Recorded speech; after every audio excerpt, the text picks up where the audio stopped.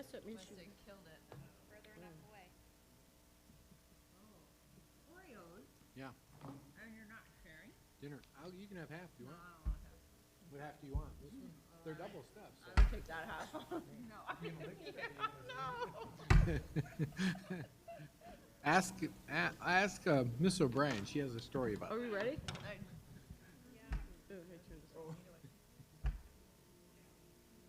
Oh, yeah, that's true. That would have been another one. Oh. How do you turn these off? Oh, it's on.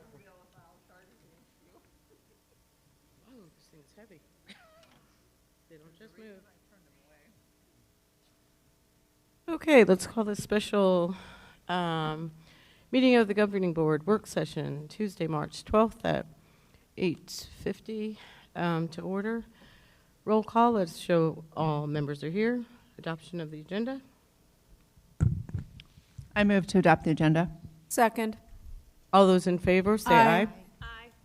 All those Aye. opposed? Are there any opposed? Okay.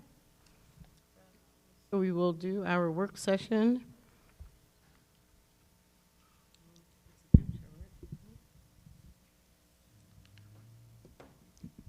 Mr. McLarino, you're up. Well, I figured you knew it was your show.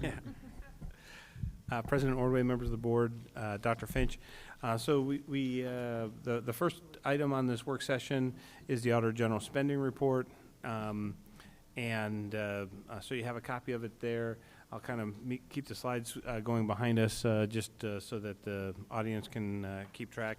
There is a background, a statutory reference for the district spending. It used to be called the Classroom Dollar Report, but that has since been changed by the Auditor General. Every school district gets a reported in the district spending report, with the exception of charter schools. So charter schools specifically excluded from this report, so we won't have that information from them. And then I know I've left this note on here for a number of years since it first was put into place for fiscal year 16, but there is a nuance to this that affects us in that function 2350, or what is labeled as administration or general administration of the district, includes our retiree health insurance benefit for all employees, regardless of in what capacity they would have served for us. And it's not an insignificant number. It's over $3 million a year that we spend on retiree health insurance, continuing retiree health insurance benefit. We no longer provide that benefit for employees and haven't for a number of years, but we are still paying for that because it was honored as part of a commitment that was made, a prior decision that was made many years ago. So with that, I think the good, just maybe get the cat out of the bag. I think the report is favorable. Again, we have fared well. Just kind of a 30,000 foot level look at this. We are still ranked third in the state when it comes to dollars in instruction. Although if you're waiting for the other shoe to drop, unfortunately our instructional percentage did drop slightly from 60% to 59.8, so 0.2% in instructional spending. Still third in the state, though, amongst our large school districts that we compare ourselves to. Should just clarify, there are some terminologies that I'm going to use. The Auditor General uses the term peer districts, and the peers change based on the measure that they're looking at. We like to look at comparable districts, and we keep that distinctly different because the comparable districts are all large K-12 districts in the Valley that we think are very similar to Deer Valley School District. You can see that the instructional percentage went down on the pie chart here, as I mentioned, from 60 to 59.8, but the peer average is 56.8, where the additional dollars were spent are in areas like plant operation, food service, and transportation. And we attribute some of that to the increasing of minimum wage. In all three of those categories, we have some of our lowest paid employees. And so with the minimum wage increasing, we've had to increase some costs in those categories. But on the student achievement side, which is, I think, the thing that we're probably should be judged by most, we fare quite well. 55% passing math. The peer group average is 46%. Also 55% passing the ELA, peer group at 45%. And science, 69% passing, the peer group average 58%. With some of those districts spending more money than we do, we're getting good results, my opinion, I guess, when it comes to student achievement.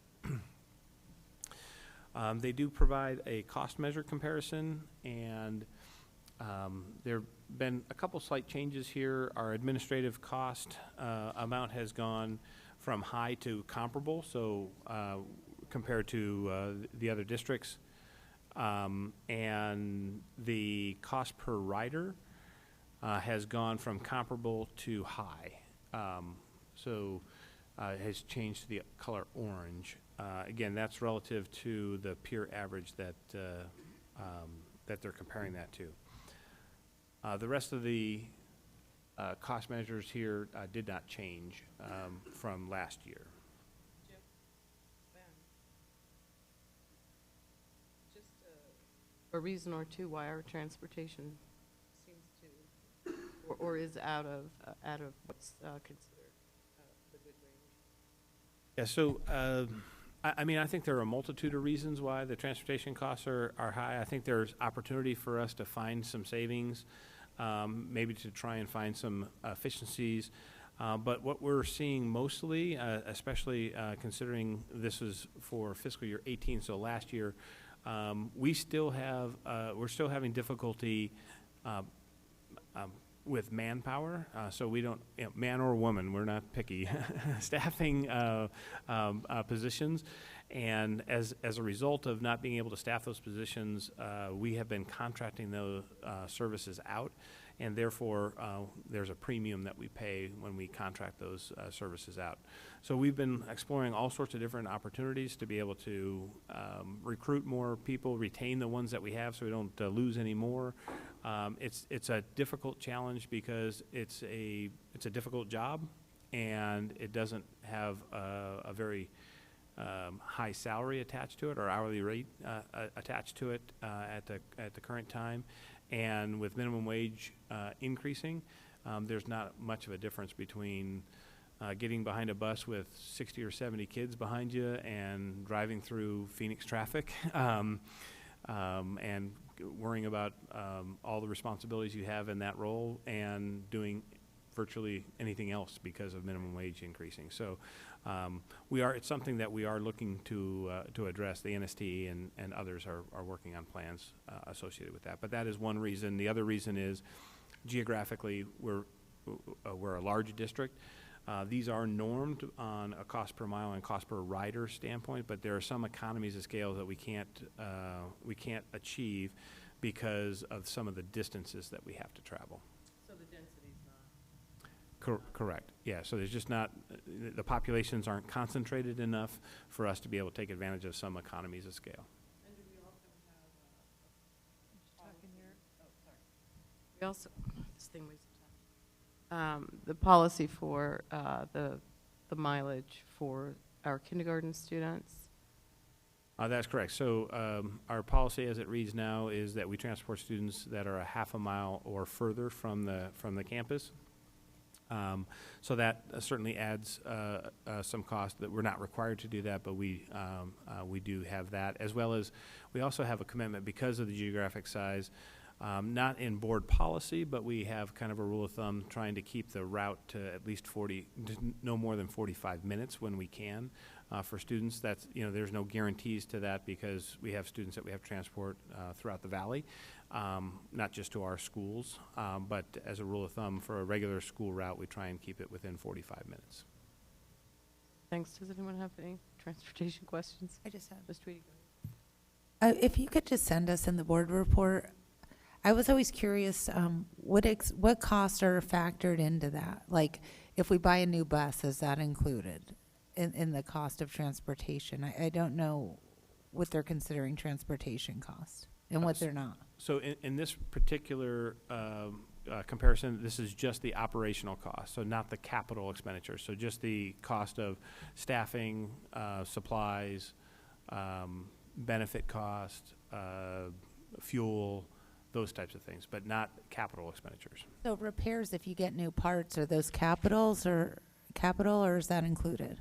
No, a repair, like an oil change or something, that would be an operational cost.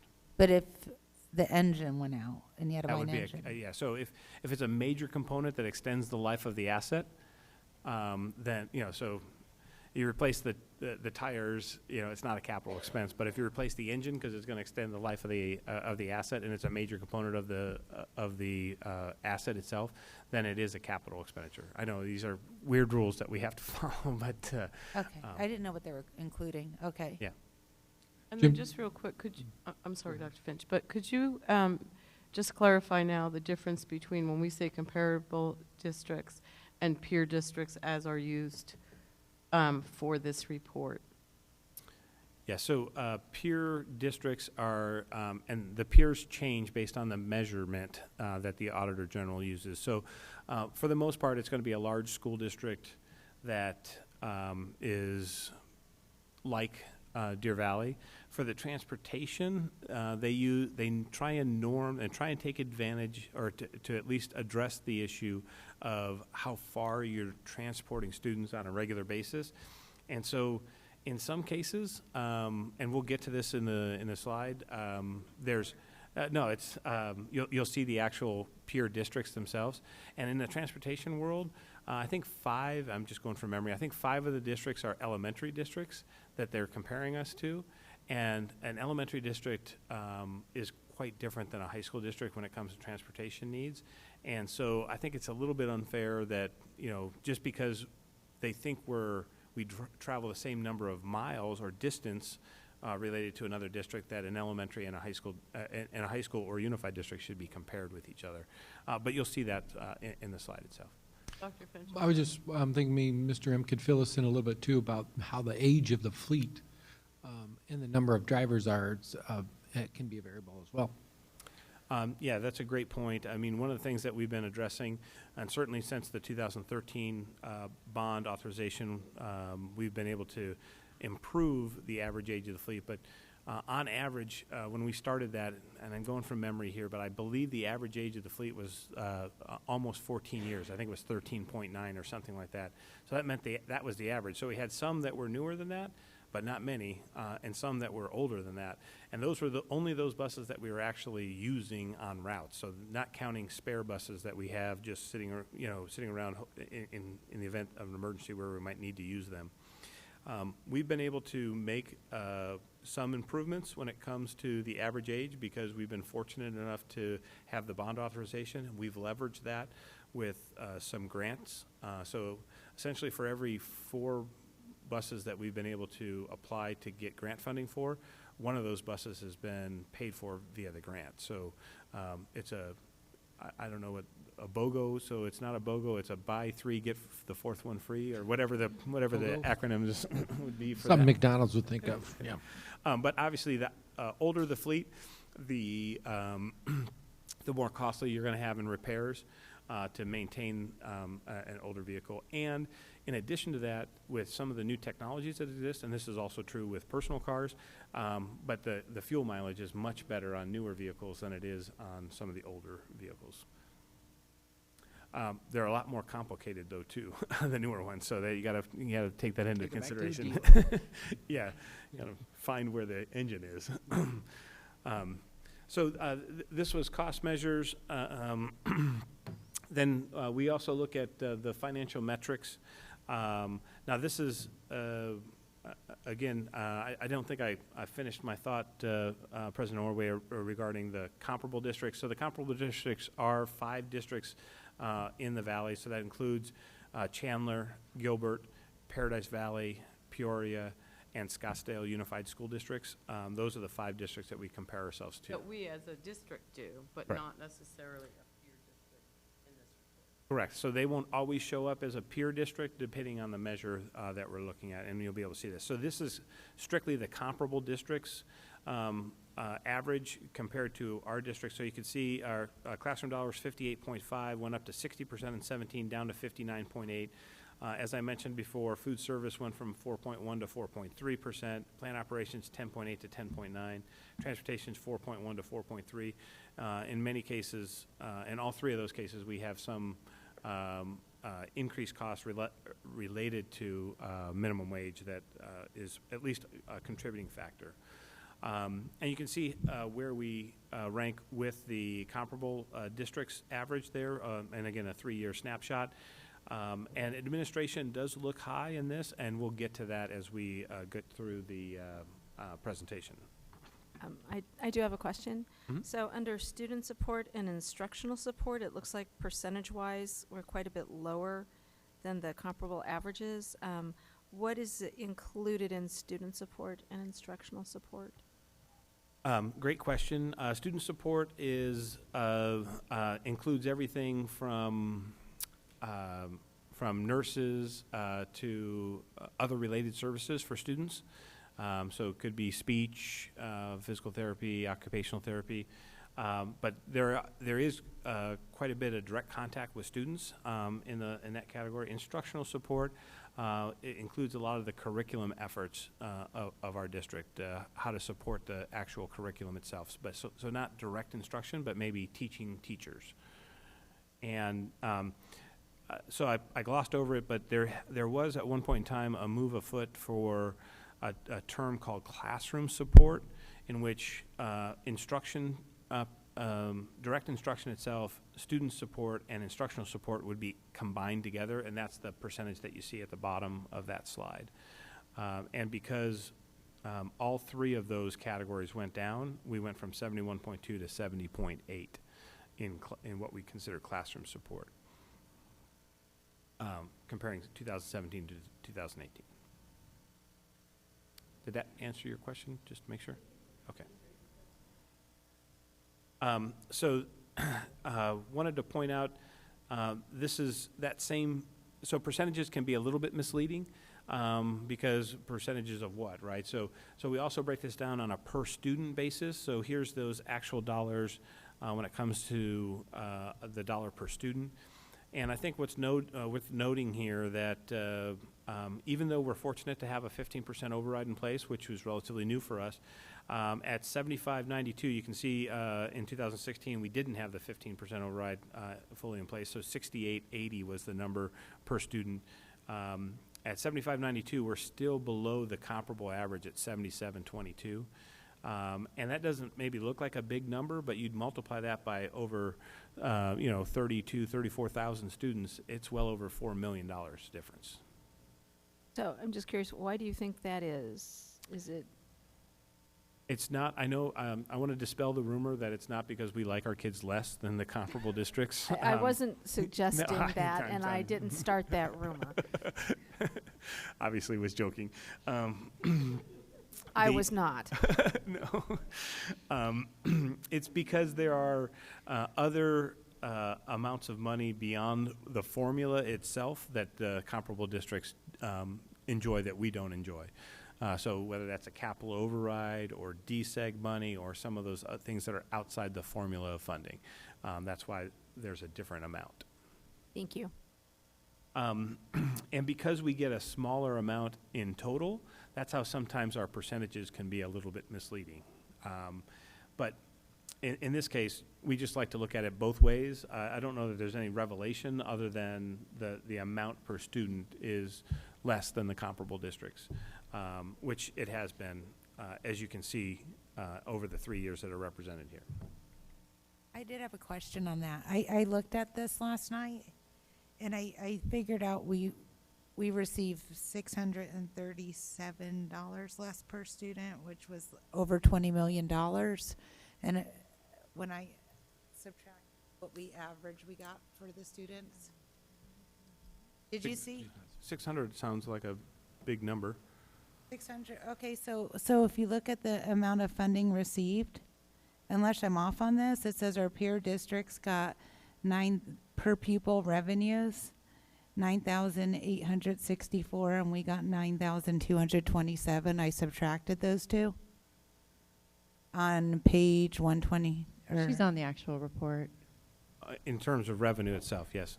Do you see what I'm talking about? Yeah. So that's where I got the difference, that what we receive per student compared to our peers, and then I multiplied it by our number of students. So I thought, had they had our number of students, they would have gotten over 20 million more dollars than us. Correct. And that, on the revenue side, on that side of the equation, you're looking at all revenue. So That's those what are- I was going to ask. What revenue does that include? So that would be all federal and state grants, as well as any state assistance, the equalization formula provides, and then local would be the taxpayer revenue. But that includes everything, including anything that we would get from the local taxpayers to support our bonds and things of that nature as well. So the local portion, and that's what I wanted clarification on.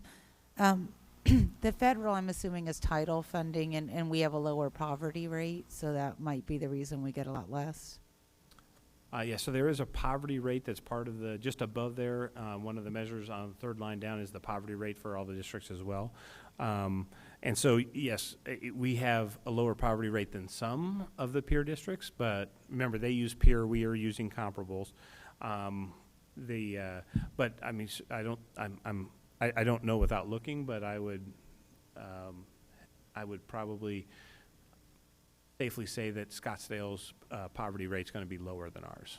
I was going to the state difference. I want to understand the state difference. I want to understand why we're getting less money. So the DSEG funds, you've explained. Is there other differences in what we get than the other schools, or is that state difference based solely on DSEG funding? So the state difference could be also state grants. So there are federal grants and there are state grants, so not just Title I and Title VI as you had identified previously. So there could be some state funding that they're receiving in the form of grants. Most of it's going to be in the form of the equalization assistance, and that's going to be determined based on the assessed valuation per student that they have in each district. So the equalization formula, so for example, there are some districts that receive no state aid at all. Cave Creek School District is a good example. They're not one of our peer districts nor our comparable district, but they're close by. And they don't receive any state equalization assistance because the assessed valuation is so great. So if their state equalization is low, then their local amount is going to be high, because the formula can only generate so much, but it's the things outside the formula that create the difference that you're speaking of, the difference between $9,800 and $9,200. So that's DSEG money, that's bond dollars, any voter-approved initiative. If you could just put a description in the update. I want to take this up with some people that we're getting a lot less money, so I want to know what I'm talking about when I explain it. Thank you.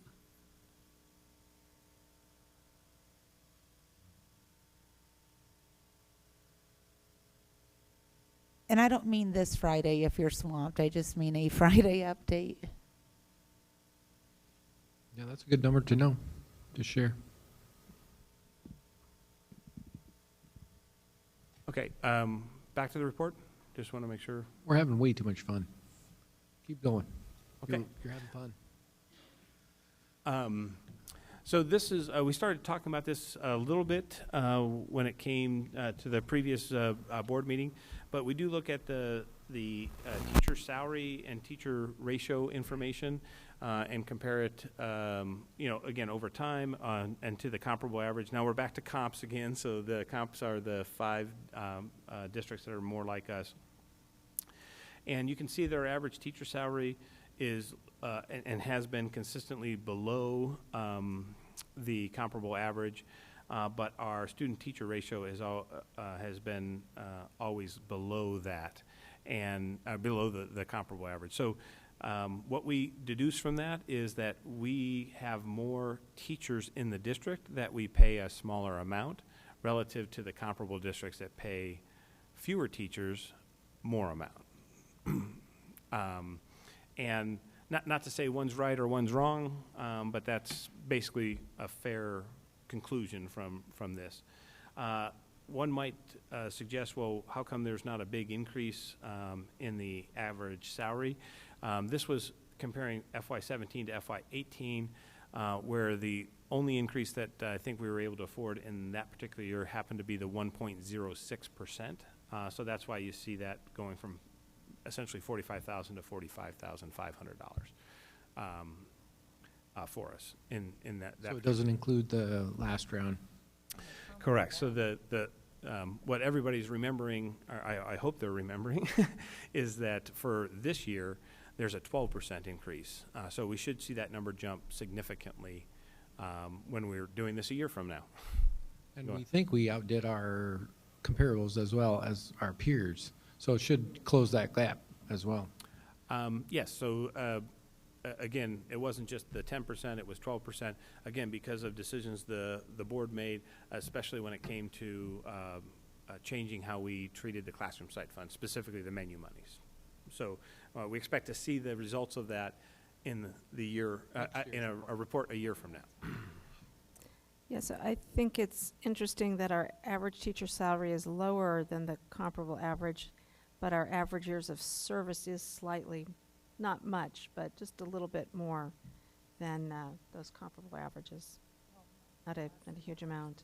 Yeah. Well, and can I point out that if Mrs. Tweedy's assumption is correct, that other districts comparable to us are getting $20 million more,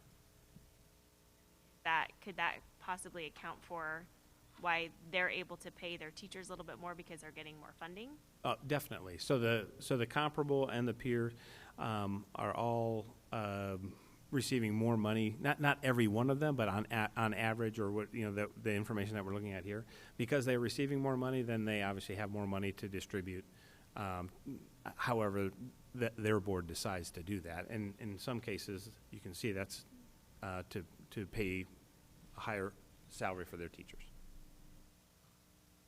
Could you clarify, though, is all money we receive and all spending we do included in this, or is there any money we receive or spending we do that's not included in this report? This report does not include any of the special revenue categories, so cash accounts. So what? Any of our cash accounts. The technical term is special revenue accounts. So consider that our cash account. So Ticket at a football game. yeah. Community ed, gate receipts for activities, those types of things. It does not include those? Those are not Does included. not It included includes capital. Because it's too hard to control. There are some, in the actual report itself, Uh-huh. there are some specific information regarding capital. So when we talk about dollar amounts, that's calculated in as well? When they do the per pupil revenue, what money are they counting on that? Like everything? That is everything. Everything, okay. That includes the capital.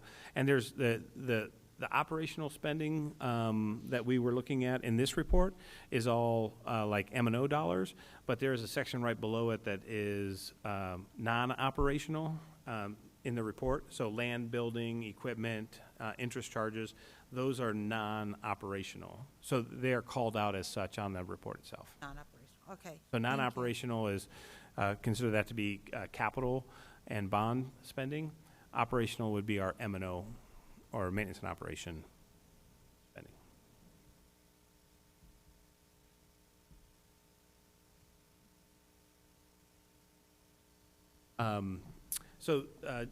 We looked at those cost measures, and to not only just look at our cost measure, let's see how we fare against our comparable average districts. And so, again, on the administration side, the cost per pupil for administration is higher, but our students per admin is lower.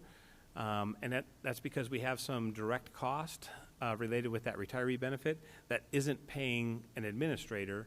So the lower the number in the students per admin, the fewer administrators that you have. So on average, the other districts have, for this year, 87. We have 85. But the reason we're spending more happens to be due to that retiree benefit that we're still spending are still paying for, even though we no longer offer that benefit to new employees. And you can see that for the other cost measures as well. It's a little bit misleading. They only, this is just my opinion, but on the food service cost per meal, they're only looking at the cost for that meal. And we would suggest that if our goal was to, in our food and nutrition department, to have the least expensive meal, we wouldn't have very high participation. So we don't look at just the cost per meal. We do want to make sure that it meets all of our other objectives as well, so that kids eat it, they want it, and that it's nutritious as well. So I think it's a little misleading just to look at cost per meal and not look at other metrics. But you can also see, again, this is the these are the 5 comparable districts that we're looking at, because there is some information further in the report about the actual transportation of the peer groups. The financial stress assessment, I think this is important to, although I can't explain the methodology of how they determine the overall financial stress, because we did improve in one category, but it didn't improve our score. We were moderate last year, we're moderate again this year. What this is telling us is that our operating reserve percentage, because it is varying and only at 1.9%, and that our years of capital reserve between 1 and 3 years is a contributing factor. So essentially, we allocate most of the resources that we have on an annual basis. So we're not waiting for, we don't have our own rainy day fund, so to speak, just because that term is used down at the legislature and with the state's budget. And as a result of that, that is causing our overall stress level to be rated as a moderate.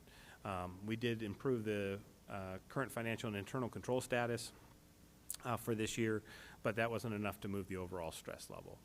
We see that on a number of occasions. So this is something that we want to make note of. I don't know if I don't know what the goal is under the current operational constraints that we have, that are state imposed, because there's really not an incentive for you to build up a reserve. In fact, not that long ago, They would take it the if state you had it. actually swept the reserve amount that districts had, and that was actually a local tax that the state used for their own purposes. Anyhow, that's a story for another day when it's not after 9 o'clock. The administrative cost, I wanted to break this down because administration itself is kind of a big category. So there's 3 sections of administrative cost. There's general administration, considered like at the district level, and this is high level. So the governing board, the superintendent, then there's school administration, that's function 2400, and then there's central services. Central services also considered district services. But it runs the gamut. It's a big category. So it's, it includes purchasing, technology, human resources, payroll and benefits, finance. So there's a lot of different functions within that one category. So you can see that by just looking at the comparison, general administration, we look a little bit high at 2.2, the 5 comparable districts at 1.3.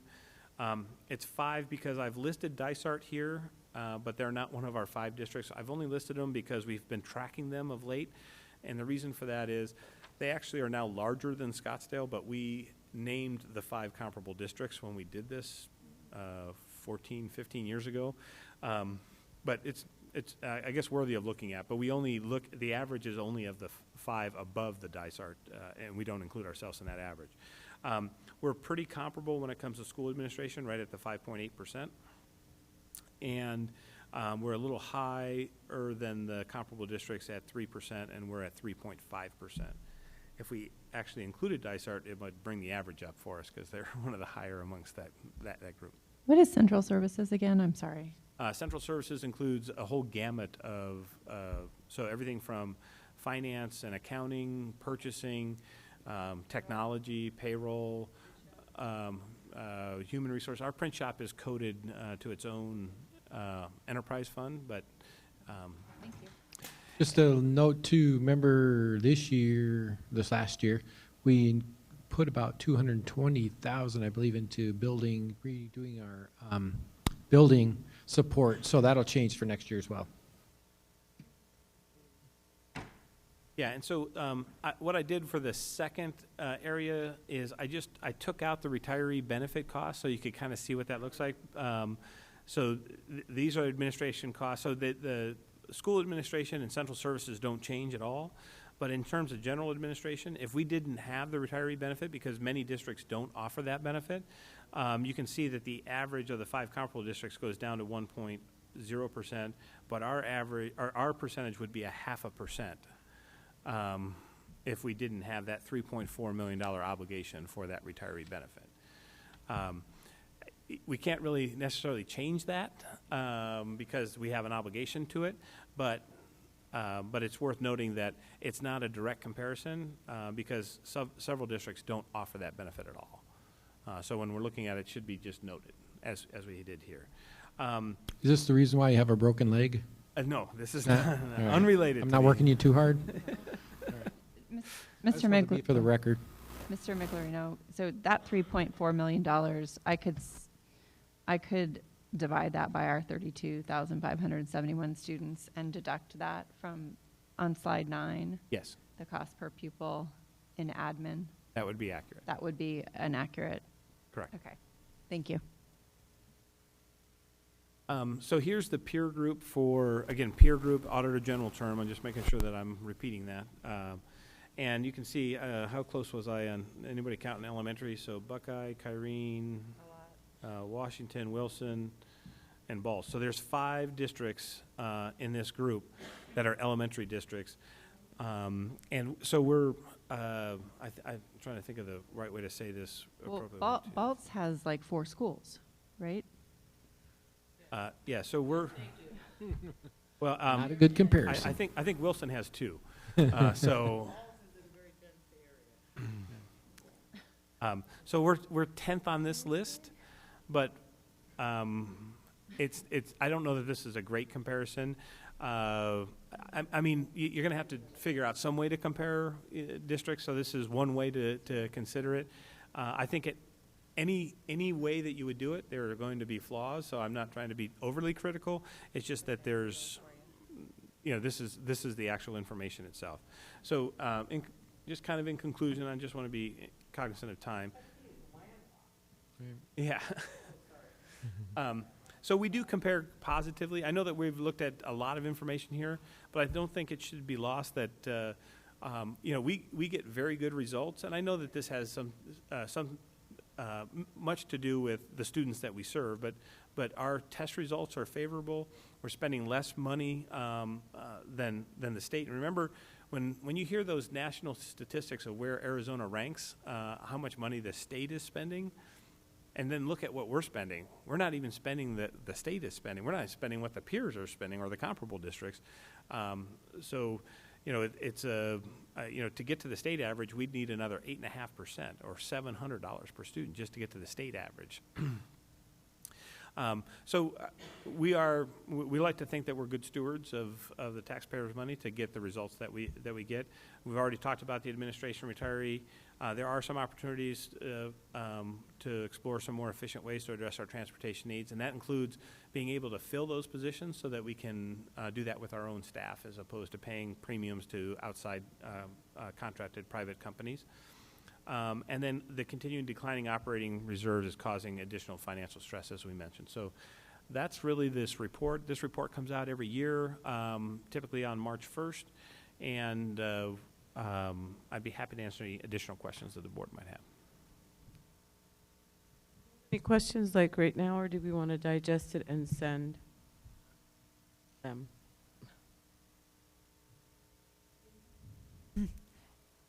Microphones are weird. This thing is Sorry. heavy. I was looking at the next one. Are you going to quickly review just the audit findings? Yes, it's a Okay. second. It's a separate item. Yep, Yeah. on the agenda. But for this, we're Oh, good this with. one, yeah. We're good with. I have one question. Brian? On the food and nutrition, the number of students that participate, do we know how, can we get that number in a future board update? Doesn't have to be immediate, but, and if it's too labor intensive? Just tell me now. No, we We have that know how number. many We can get students that. we serve. Oh, and the other thing I forgot to bring up too, I was just curious too, I noticed, when I was looking at the revenue, we do get less tax credit revenue than our peers, which kind of did surprise me, because we have a, they have a higher poverty rate. So could we look into maybe why that might be happening? Why we're receiving less tax credit donations? I wouldn't be able to tell you why. I could be able You to have to talk to the parents. I could report how much others are doing or what they might be doing differently. Oh, yeah, if there's something we could do to try to capture more tax credit money that we're not currently doing. I guess that's maybe what I was trying to ask. Or maybe we could find out if corporations or, if there's a big difference between where it's Corporations cannot provide not allowed to do that. right? tax. Right, tax credit parent. Okay, forget it. However you're going to do that, Jim, you do that. Thank you, Jen. That might be hard info to get. You probably have to call each of the districts, I'm assuming. They don't keep any kind of record, do they? The Department of Revenue reports the. No, I was just general suggesting we popper, right? find out if they're doing something different, like if there was a Right, way to just the popper. advertise or reach more they parents do. or, She's had that question. no, not this second, just look into it, because that might be another avenue to get more money.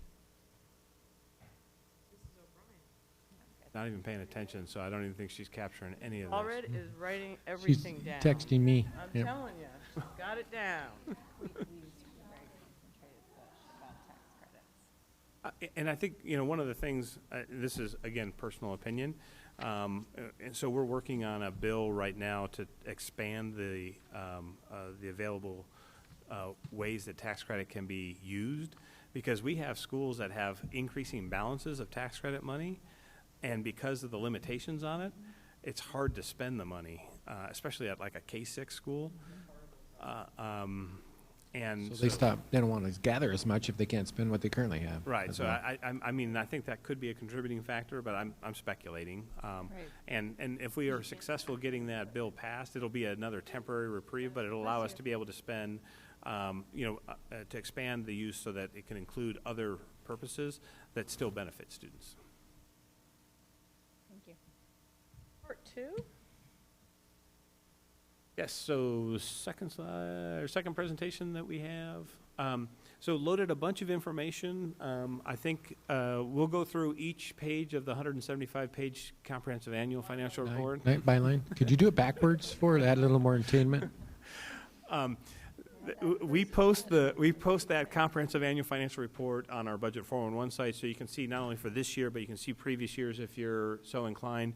It is very detail-oriented. I was joking we were not going to go through that at all in terms of this evening's intended purposes. I know you'd be feel disappointed. Set aside time tonight just for that. Chocolate out in front of us. We did also provide the single audit report from our external auditors and our corrective action plan as a result. There's something called the, as well as we provided the compliance questionnaire. So that's part of the USFR requirement that our auditors go through. As part of that, as they determine a finding, then we write. We're not required to, but it certainly would make sense if somebody said you're doing something wrong. You would want to say, okay, this is how I'm not going to do it wrong in the future, right? So we'll get into to some of that. So just from an overview standpoint, we're required to have an external audit every year because we are a self-accounting district,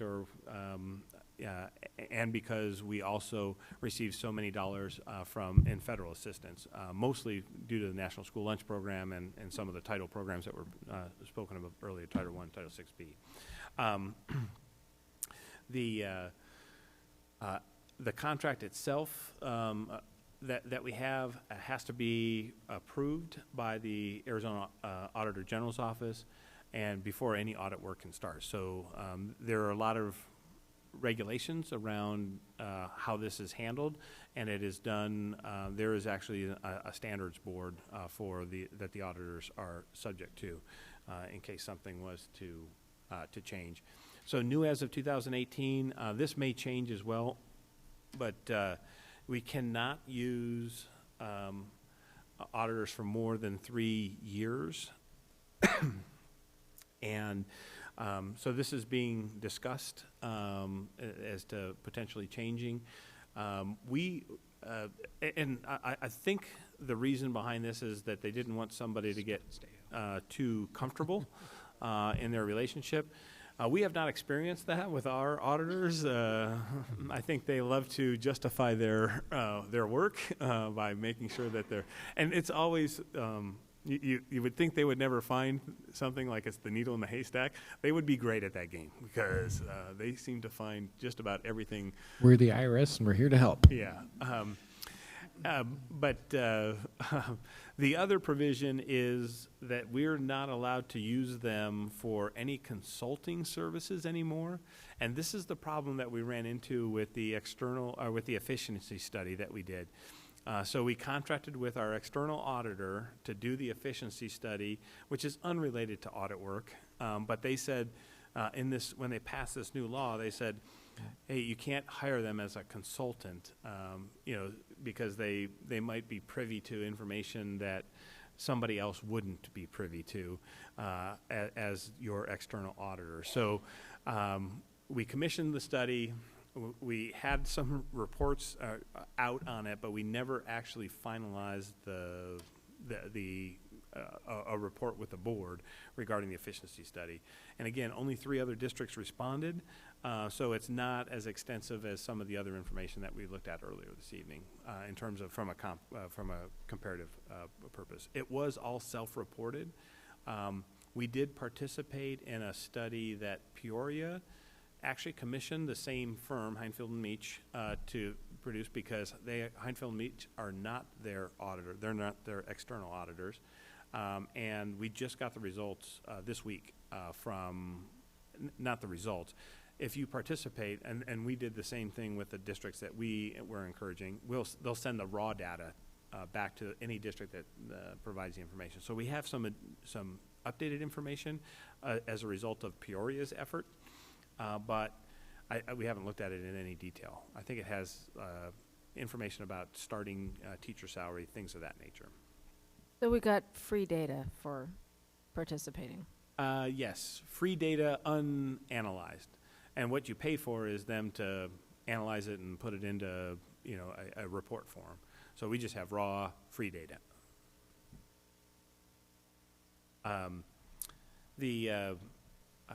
We actually end up with 3 reports, as I mentioned, the CAFR, the single audit reporting package, and then the USFR compliance questionnaire as a result of their efforts. And I think it's worth noting that we received an unqualified audit opinion as a result of the effort from the fiscal year 18, which is the audit that we were going to look at this evening. Here's just a kind of a summary of the audit findings. And as minimal as any finding they note, it will be included in here. So, for example, one of the audit findings for fiscal year 18 is the statute says that by May 15th you will revise your budget. Well, our board meeting last year was on May 15th. We thought by May 15th meant and included May 15th. They wrote a finding that said by May 15th means before. And we followed up on this, and that is the interpretation that You think they'd use the word before? yeah, if you meant before, why wouldn't you say before? But by means before. If you're Like shower. yeah. Shall or may? Could have said no later than May 14th. That would have got the same point across. Exactly. I mean, you could have wrote that so many different ways, right? Anyhow, so that's one of the 21 audit findings that you'll see within the audit points here. We do our internal auditor, just from a philosophical standpoint, we have an internal auditor as well. They get to every school every other year unless there's been a change of staff, and then we make sure that we get out to that school more regularly than that. Our internal auditor is a part-time position. We affectionately call him a .6, 3 days a week is his FTE. And Philosophically, his effort is to try and make sure that we don't have external audit points. So he's the support mechanism to be able to provide for those people that are performing the work, whether they're at the schools or otherwise, to make sure that they have the necessary paperwork, documentation, tools to be able to do their job in a compliant way. The external auditors come out, they're very friendly, don't get me wrong, but they're very black and white. So you either did it or you didn't, and it either is by May 15th or it's not. And so you can see that we've made some improvement. Just wanted to give a shout out. We've been working hard on average daily membership. We had 7 audit findings in fiscal year 17. We're down to 3 audit findings in FY18. And again, how significant are those? There's really no weight that's assigned to these. There's a rule that we have to follow, and if it wasn't followed exactly, and this could be one of 10,000 entries, and it's an audit finding. And I'm not trying to minimize the work. I just don't read too much into their 21 things you were doing wrong. We look at the audit as kind of our report card and our opportunity to be able to find areas that we can improve throughout the district. We do, as I mentioned, develop a corrective action plan for each audit finding. We do actually submit our comprehensive annual financial report to the ASBO International Group. They review that, and I think for more than 25 years in a row, we've been awarded the Certificate of Excellence in Financial Reporting for the work we've been doing. I mentioned that we post the CAFR on our website to make sure that people have access to that information if they also have trouble sleeping and wanted to go through a 175-page report. But there's a lot of good information that's contained in there, so I'm not trying to make fun of a detailed report. But it is lengthy. 175 pages is a lot of info. The Auditor General's Office reviews the audit work that each of the auditors, and I mentioned earlier that they review and approve the contract. They also review the actual audit work itself. And they can issue a 90-day letter, which is kind of giving you 90 days to correct an issue that they specifically want to have resolved, or they can conduct a status review and send their own staff out to be able to say, hey, the auditors brought this up. We want to see for ourselves how what is happening, and to make sure that districts are brought into compliance. We're not currently under a 90-day letter nor a status review, and I'll knock on wood.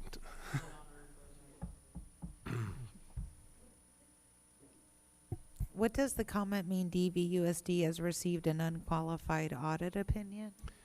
So there are two, I think there's 4 technically types of audits in their official report. But the 2 most predominant are qualified or unqualified. Unqualified means that without exception, the information is reasonable based on their best professional judgment. Qualified audit would mean they don't have any confidence that what they have seen is a representation of the financial condition or well-being of the organization. So there's a qualified audit means there's some question in the professional opinion of the auditors. So the negative word is a positive. Unqualified is the awesome word. Yes. Again, they're more black and white people than. This is your gold star. Yeah. Yeah. And if it's a negative, it's a positive. Okay. Or smiley face, I guess.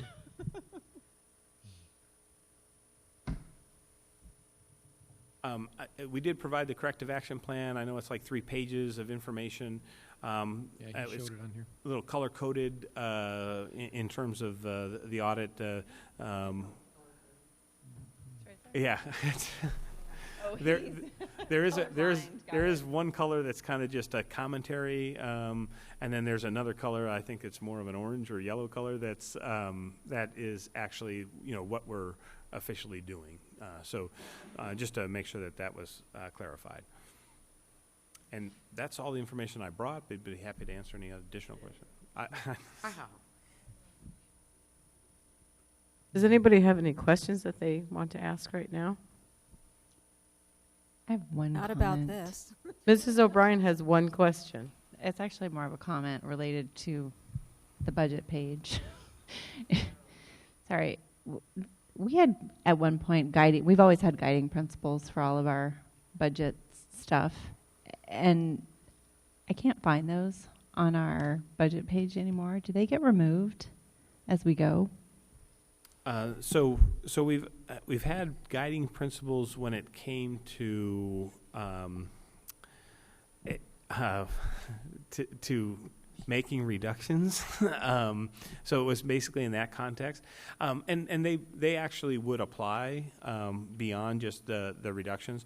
So they do exist. I just don't know if there's anywhere that we have them posted on anything current. They have been part of. They were part of the discussion with the budget committee itself. But yeah, we can send what those guiding principles are. They haven't changed, but we'd be happy to do that, to just include that. I want to thank Mr. Miglerino for taxing his brain beyond the red line and providing information for us, and appreciate it. Thank you. And I know he had some help probably as well, so thanks. Heather probably helped out in the team. It You had was. the lead all Appreciate that. night. You had the lead role. You did. You were the And you star didn't even of have the to evening. audition, sorry. Plus his medication is probably wore out by now.